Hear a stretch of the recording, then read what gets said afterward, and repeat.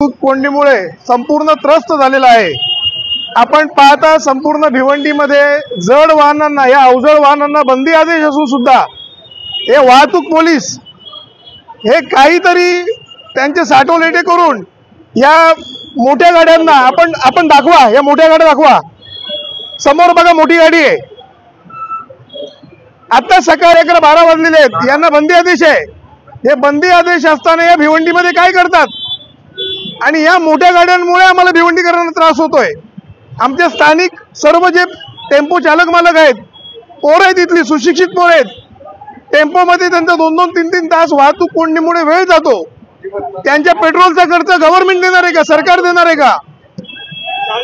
शाळकरी मुलं त्यांची शाळा जी 12 वाजता सुटते त्यांना घरी जायला संध्याकाळचे 5 वाजतात।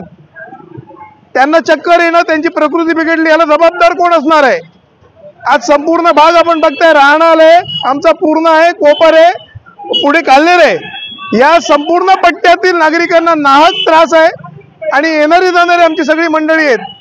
मला एवढंच बोलायचं आहे, जर वाहतूक पोलिसांना हे नियंत्रणात येत नसतील तर संपूर्ण पोलिसांच्या बदल्या तातडीने कराव्यात आणि नवीन पोलीस आमच्या भिवंडीसाठी द्यावं, ही आमची प्रामुख्याने मागणी आहे। ट्रॅफिकचा त्रास नागरिक सोसतोय, प्रशासन मात्र शांत झोपतोय। संपूर्ण भिवंडीकरांच्या वतीनं आम्ही आज निषेध व्यक्त करतोय या गोष्टीचा की ट्रॅफिक पोलीस ट्रॅफिक कंट्रोल करण्यामध्ये जर कमी पडत असतील त्यांच्या तातडीने बदल्या करण्यात याव्या।